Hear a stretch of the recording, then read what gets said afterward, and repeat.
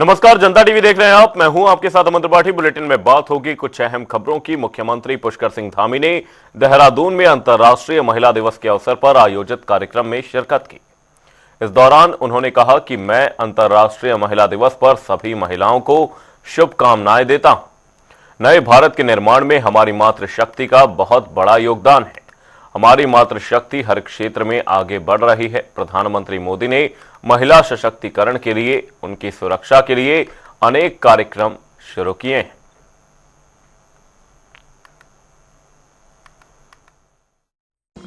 मैं सभी मातृशक्ति को अंतर्राष्ट्रीय महिला दिवस की बहुत बधाई देता हूं कि वो आज हमारे प्रधानमंत्री आदरणीय मोदी जी के नेतृत्व में सशक्त भी हो रही हैं। महिला सशक्तिकरण की अनेक योजनाएं देश के अंदर लाई जा रही हैं। हर क्षेत्र में उनको आगे बढ़ाया जा रहा है और आने वाले समय में हमारा देश आत्मनिर्भर बनेगा, विकसित भारत बनेगा। उसमें बहुत बड़ी भूमिका हमारी मातृशक्ति की होने वाली है, क्योंकि मातृशक्ति आज हमारी हर क्षेत्र में आज आगे आ रही है। चाहे वो समाज का क्षेत्र हो, राजनीति का क्षेत्र हो, शिक्षा का क्षेत्र हो, विज्ञान का क्षेत्र हो, या कोई भी क्षेत्र कहिए, हर क्षेत्र में मातृशक्ति की सहभागिता है। उनका बराबर का एक योगदान है और उनके अंदर कौशल परिश्रम की कोई कमी नहीं है। वो मिशन के रूप में किसी काम को लेती हैं तो उसको पूरा करके दम लेती हैं। तो निश्चित रूप से हमारे प्रधानमंत्री जी का जो संकल्प विकसित भारत का है, उसको पूरा करने में हमारी मातृशक्ति का बहुत बड़ा योगदान है। प्रधानमंत्री जी ने एक्सक्लूड किया, उन्होंने कहा है कि पहले सशक्तिकरण का जो मंत्र है आदरणीय प्रधानमंत्री जी के नेतृत्व में और मजबूत होगा, देश और आगे बढ़ेगा। उत्तराखंड में वनीकरण के लिए आवंटित कैंपा फंड के कथित दुरुपयोग के मामले में सुप्रीम कोर्ट ने कड़ा रुख अपनाया है। अदालत ने उत्तराखंड सरकार की आलोचना करते हुए मुख्य सचिव से इस पर स्पष्टीकरण मांगा है।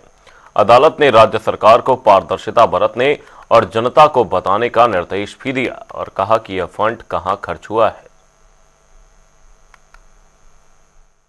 निश्चित ही जो गालीबाज नेता हैं, मारपीट वाले नेता हैं या भर्ती घोटालों में जिनका नाम आए हैं, उनको हटना चाहिए। भ्रष्टाचारी नेता भी हैं। टेक होम राशन वाले की जो स्थिति हुई है, जो मैंने आपको बताया, कुपोषित बच्चों की संख्या 2.5% बढ़ गई है और 430 करोड़ रुपया बड़ी रकम होती है इस छोटे से राज्य के लिए, वो खर्च की गई। उसके बाद भी कुपोषित बच्चों की संख्या बढ़ रही है। टेक होम राशन की क्या स्थिति रही आपको पता है। नमक की खरीद में 6 महीने लग गए, जो एक आयोडीन युक्त नमक है। तो ये सारे ऐसे प्रकरण हैं जिस पर गंभीर सरकार को होना चाहिए। मैं किसी का व्यक्तिगत विरोधी नहीं हूँ, लेकिन अगर कहीं घोटाले घिपले जिन मंत्रियों के में हो रहे हैं, उन सब की छुट्टी होनी चाहिए। ऐसे लोगों को मौका मिलना चाहिए जो राज्य के हित में कार्य करें और जनता को जिससे राहत मिले। प्रदेश में कैबिनेट के विस्तार को लेकर एक बार फिर से चर्चा जोरों पर है। इस पर जानकारी देते हुए बीजेपी प्रदेश प्रवक्ता हनी पाठक ने बताया कि मुख्यमंत्री पुष्कर सिंह धामी दिल्ली प्रवास पर हैं। इस दौरान सीएम धामी की पार्टी के केंद्रीय नेतृत्व से कैबिनेट विस्तार को लेकर चर्चा हो सकती है। उन्होंने कहा कि कैबिनेट विस्तार का मामला केंद्रीय नेतृत्व, प्रदेश संगठन और मुख्यमंत्री के साथ चर्चा के बाद ही होगा। अच्छी बात है। देखिए, हमारे यशस्वी मुख्यमंत्री श्री पुष्कर सिंह धामी जी यदा कदा दिल्ली दौरे पर रहते हैं। उत्तराखंड के विकास की धरा को और तेज बहाने के लिए वहां पे निरंतर मंत्रियों से मिलना जुलना होता है और जब जब वो मंत्रियों से मिलते हैं, एक नई सौगात यहाँ पर उत्तराखंड को देखने को मिलती है। तो ये संगठन से मिलना, मंत्रियों से मिलना, अपने उत्तराखंड की बातें करना और उत्तराखंड के विकास की बातें करना, ये तो एक कॉमन बात है जो कि जिसलिए मुख्यमंत्री पुष्कर सिंह धामी जी दिल्ली गए हैं। और जहां तक कैबिनेट विस्तार की बात है, तो ये मुख्यमंत्री जी का अपना विवेकाधिकार है और हमारे हाई कमान से भी पूरी चर्चा होती है इस विषय में। उसके बाद संगठन द्वारा, मुख्यमंत्री जी द्वारा, हाई कमान द्वारा निर्णय लिया जाता है। तो निश्चित तौर पर कैबिनेट का विस्तार तो होना निश्चित है, लेकिन अभी इन सब चीजों पर चर्चा होगी, पूरा विचार विमर्श होगा, उसके बाद तय किया जाएगा कि कैबिनेट पे रिक्त पदों पे किसको बिठाया जाए।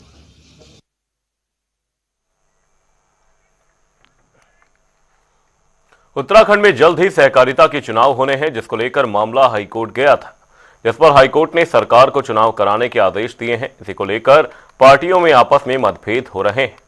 इसी को लेकर उत्तराखंड बीजेपी के विधायक विनोद चमोली ने कहा कि चुनाव के समय सबके अपने अपने इंटरेस्ट होते हैं, वो पार्टी के अंदर और बाहर सब जगह होते हैं। देखिए जी, दो सीधे सीधे विषय हैं।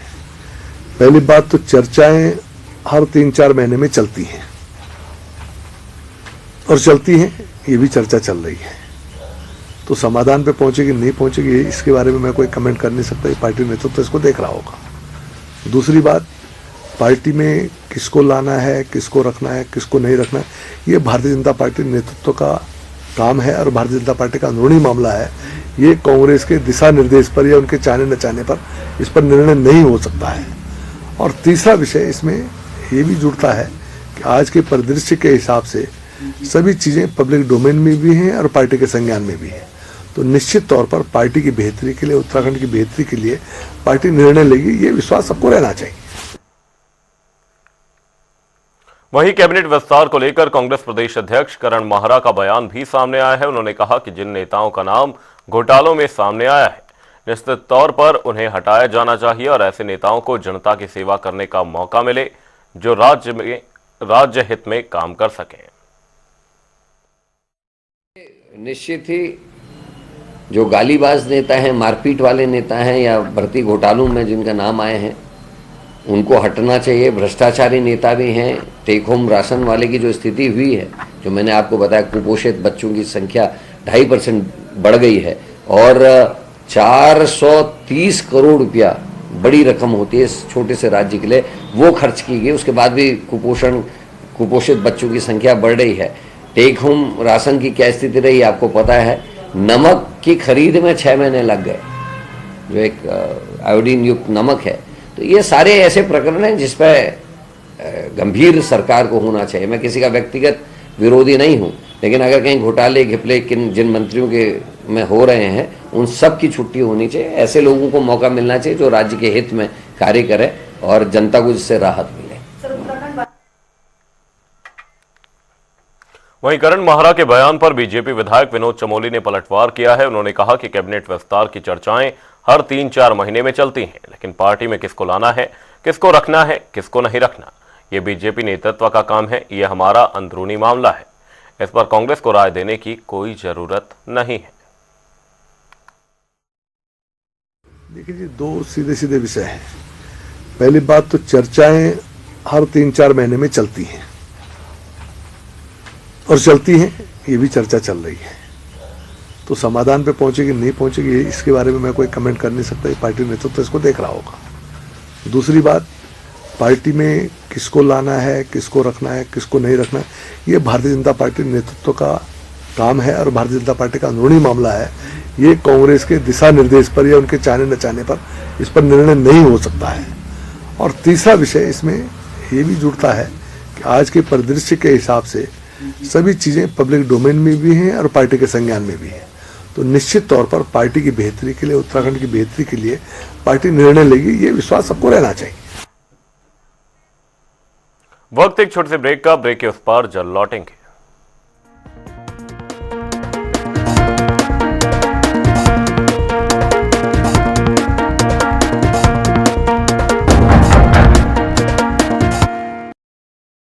बाकी फीड बोलते नंबर 1 है, कुछ टाइम दूध भी बढ़ाते हैं, लेकिन पशुओं को देखो, बीमारी, कमजोरी। असीस फीड, बेहतर दूध, बीमारियों से लड़ने की ताकत और बच्चे जनने की काबिलियत। बेहतर दूध, बेहतर स्वास्थ्य, सालों साल।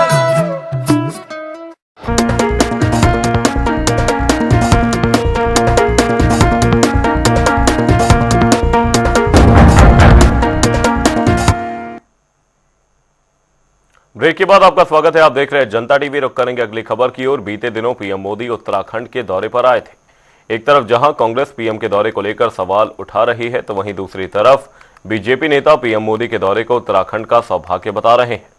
बीजेपी विधायक विनोद चमोली ने कहा कि पीएम का उत्तराखंड से बेहद लगाव है।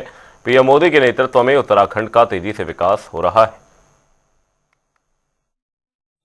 उत्तराखंड को उनका विशेष स्नेह मिला है और एक नारा भी हमने दिया था कि अटल जी ने दिया है, मोदी जी संवारेंगे, और ये उत्तराखंड को निरंतर संवारते जा रहे हैं। और उन्होंने ये जो तीसरा दशक है, उत्तराखंड का दशक होगा, ऐसा करके भी केदार भूमि से उन्होंने ये घोषणा की है।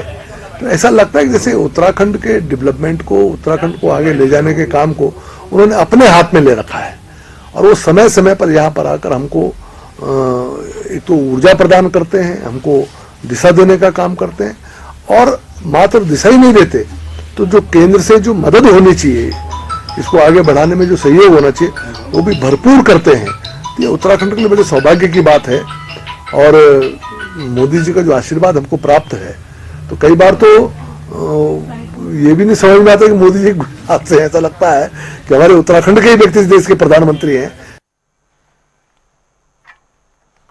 केदारनाथ यात्रा को सुचारू रूप से संचालित करने के लिए प्रशासनिक स्तर पर तैयारियों को अंतिम रूप दिया जा रहा है। इसी कड़ी में केदारनाथ विधायक आशा नौटियाल ने गौरीकुंड में प्रशासनिक अधिकारियों के साथ महत्वपूर्ण बैठक की, जिसमें यात्रा मार्ग की विभिन्न तैयारियों की समीक्षा की गई। साथ ही अधिकारियों को तय समय पर सभी आवश्यक व्यवस्थाएं पूरी करने के निर्देश दिए गए। वहीं बैठक से पहले आशा नौटियाल ने कुंड से लेकर गौरीकुंड तक यात्रा मार्ग का स्थलीय निरीक्षण किया। इस दौरान उन्होंने कई स्थानों पर सड़कों की स्थिति को देखते हुए लोक निर्माण विभाग को जल्द से जल्द सड़कों का मरम्मत कार्य पूरा करने के निर्देश भी दिए। देखिए, आज यात्रा व्यवस्था को लेकर सभी हमारे जितने भी विभागीय अधिकारी हैं जो यात्रा से संबंधित हैं, वो आज सभी लोग गौरीकुंड तक आज विजिट हुई है, और कुंड से लेकर गौरीकुंड तक हम लोग आए हैं। और यहाँ पे जहाँ जहाँ भी मतलब NH का काम है, जहाँ स्वास्थ्य विभाग का काम है, जहाँ अन्य विभागों का काम है, वो निरीक्षण करते हुए आए हैं। उनको निर्देशित किया गया है कि वो जहाँ पर भी जिस विभाग का काम है उसको यात्रा से 1 महीने पहले अपना काम पूरा कर दें। कई जगह पे बहुत सारी दिक्कतें हैं, उनमें थोड़ा समय भी लगेगा, लेकिन यात्रा तक चुस्त और दुरुस्त व्यवस्था करने के लिए आज यहाँ गौरीकुंड तक हम लोग आए हैं।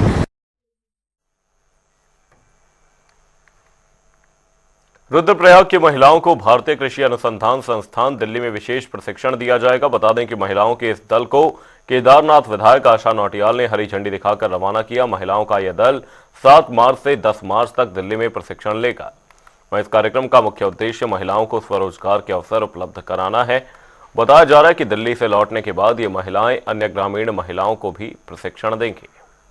अभी जनपद रुद्रप्रयाग और ऊखीमठ विकासखंड और अगस्त्यमुनि विकासखंड और जखोली रुद्रप्रयाग विकासखंड की हमारी तीनों विकासखंड से और पूरे जनपद से महिलाएं जो राष्ट्रीय ग्रामीण आजीविका मिशन के तहत दिशा में अध्ययन भ्रमण के लिए जा रही हैं। और मुझे पूरा विश्वास है कि हमारी जो ग्रामीण क्षेत्र में महिलाएं काम कर रही हैं, इस भ्रमण के माध्यम से बहुत कुछ सीख के आएंगी। और जो हमारे देश के यशस्वी प्रधानमंत्री आदरणीय मोदी जी का उद्देश्य है कि हम अपनी आजीविका के लिए गांव में ही साधन उपलब्ध कराएं, तो इसी के ध्येय को लेकर ये दिल्ली जा रही हैं। और ये मुझे लगता है कि प्रथम भ्रमण है आप लोगों का, प्रथम भ्रमण इन बहनों का है जो बहुत ही उत्साह के साथ जा रही हैं। उत्तरकाशी में पर्यटन विभाग की ओर से आयोजित 7 दिवसीय ट्रैकिंग कोर्स में 35 से 40 बालक बालिकाओं ने भाग लिया। इस दौरान कई ट्रैकर्स को चोटें आई, लेकिन विभाग ने उनकी सुध नहीं ली। वहीं इस दौरान एक बालिका गंभीर रूप से घायल हुई। पूरे trainee skiing foundation development board ने डीएम को पत्र लिखकर पर्यटन विभाग पर लापरवाही के गंभीर आरोप लगाए हैं। ट्रैकरों का आरोप है कि विभाग के अधिकारियों के पास कोई सुविधा नहीं थी, जिससे उनकी सुरक्षा खतरे में पड़ी।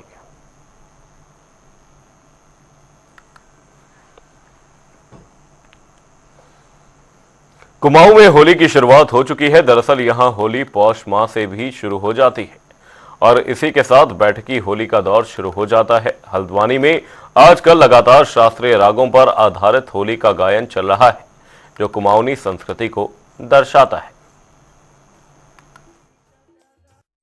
और होली से मेरा बहुत पुराना नाता है। होली बचपन से ही मेरे अंदर रची बसी है, तो होली के काफ़ी प्रोग्राम्स मैंने किए हुए हैं। और ये देहरादून संस्कृति विभाग में भी मैंने काफ़ी होली के प्रोग्राम्स वगैरह किए हुए हैं और यहाँ भी मैं करता हूँ। तो होली जो है वैसे ये ब्रज से आई हुई है। जो मूल इसका रूप है वो पहले रामपुर घराने के कुछ लोग वहाँ पे अल्मोड़ा में आते थे, तो वहाँ पे होली का चलन एक स्टार्ट हुआ। धीरे धीरे फिर इसको हम लोगों ने थोड़ा और इजी करके, पहले ये 14 मात्रा में गाई जाती थी, फिर इसको थोड़ा सा इजी करके 16 मात्रा में लाए इसको। और अब ये मतलब होली का इतना प्रचलन है कि इसको मतलब आम लोग भी इसको आराम से गा सकते हैं और इसका होलियों के टाइम आपको पता है पूस की इतवार से यहाँ पे होली शुरू हो जाती है, तो तब से होलियों की बैठकी शुरू होती है, जिसमें टाइम के हिसाब से, समय के हिसाब से हम लोग रागों को गाते हैं और पूरी रात ये होलियों का आनंद होता है। मेरा नाम देवेंद्र पंत है, तो हम हल्द्वानी में रहते हैं फिलहाल, वैसे हम लोग पिथौरागढ़ के रहने वाले हैं। तो हम लोग बचपन से ही, जब से बहुत छोटे थे, तो घर में ही अपने बुजुर्गों से होलियाँ सुनते हुए आ रहे हैं। तो एक बहुत पुरानी परंपरा है और बहुत समृद्ध परंपरा है उत्तराखंड की, क्योंकि इसमें रागों का मिश्रण है और बहुत उन्नत राग, इसमें हर समय के हिसाब से राग है। तो होलियाँ हमारे उत्तराखंड में पूस के यानी पौष मास के पहले इतवार से शुरू हो जाती हैं। तो शुरुआत में जिसमें भगवान के भजन की तरह के, लेकिन वो होली के खांचे में होते हैं, तो निर्माण की होली बोला जाता है। उसमें देवताओं की स्तुति, भजन इत्यादि होते हैं। उसके बाद धीरे धीरे बसंत पंचमी के बाद इसमें हल्का हल्का श्रृंगारता और बसंत का वर्णन और श्रृंगार इसमें जुड़ने लगता है। और उसके बाद अब बढ़ते हुए धीरे शिवरात्रि के बाद जो इसमें पूरे रंग पे होली आ जाती है। विकास की नई ऊंचाइयों को छू रहा भारत आज तेजी से उभरती अर्थव्यवस्थाओं में शामिल हो रहा है और देश की इस यात्रा में अहम भूमिका निभा रहा है अपना उत्तराखंड। उत्तराखंड तेजी से विकसित हो रही अर्थव्यवस्था का केंद्र बन रहा है। यहां रोजगार के क्षेत्र में भी काफी संभावनाएं नजर आ रही हैं। ये रिपोर्ट देखिए।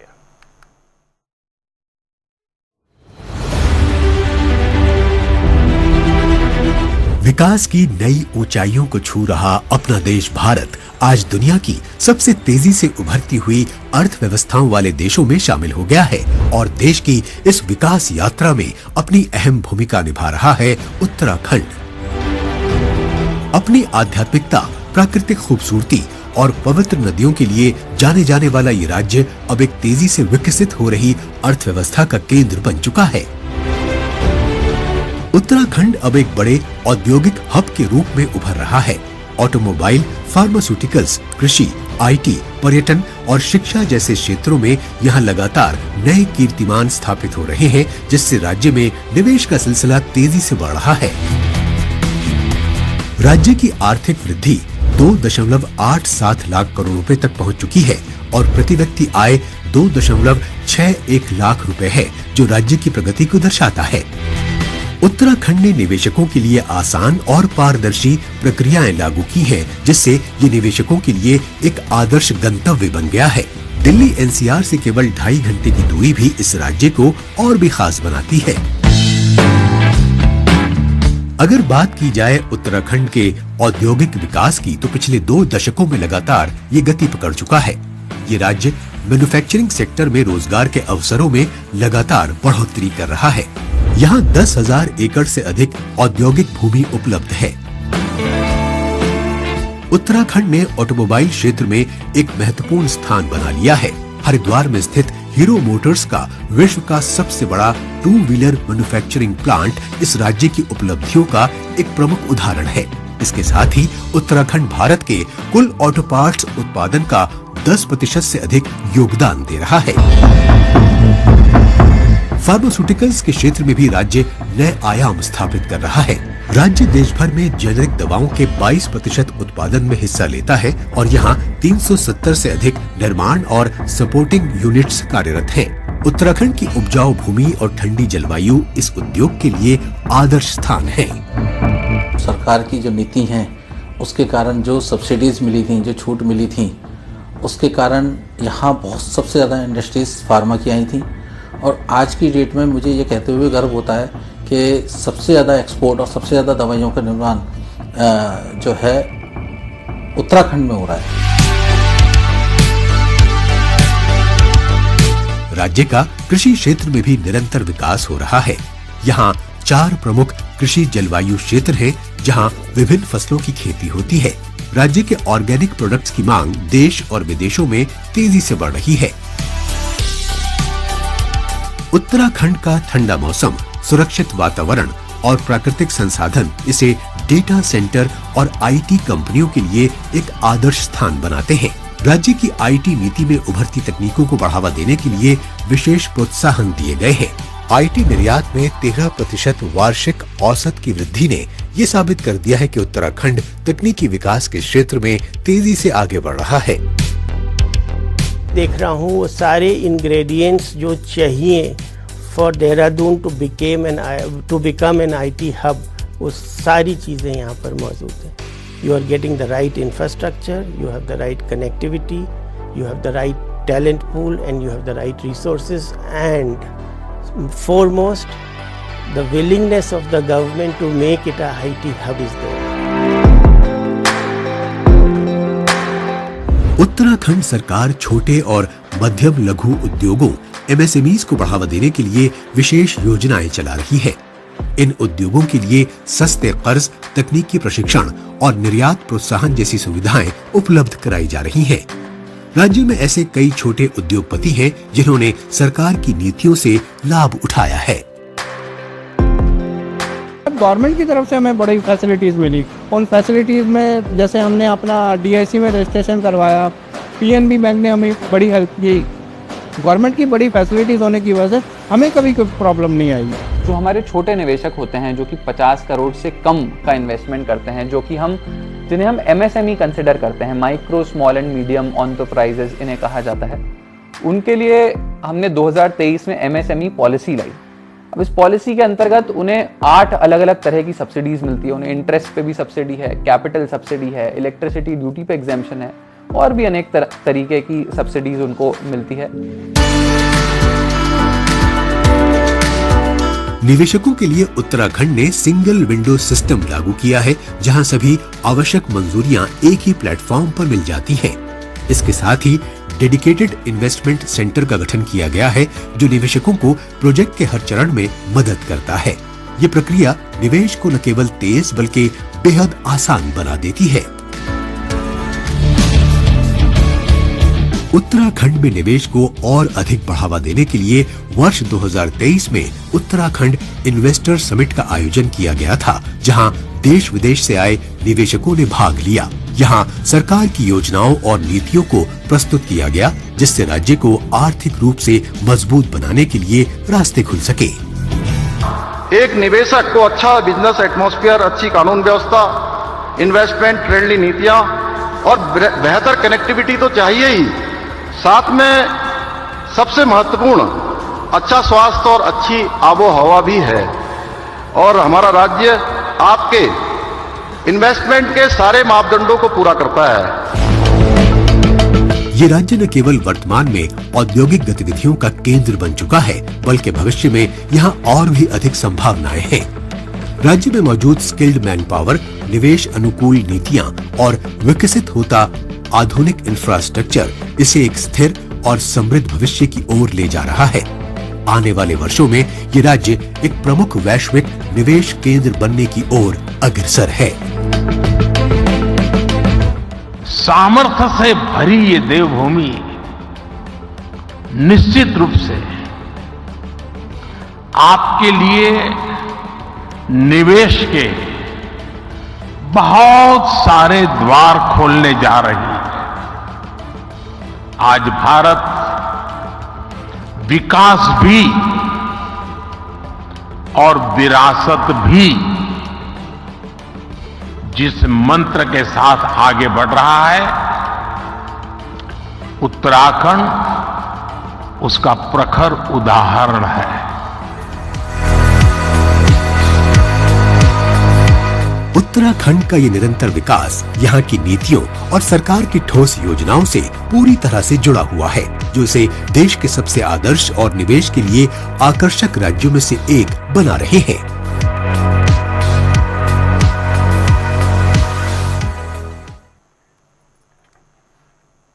बुलेटिन में फिलहाल के लिए सिर्फ इतना ही। कहीं जाएगा नहीं। जनता डी पर खबरों का सिलसिला रहेगा जारी। तब तक के लिए नमस्कार।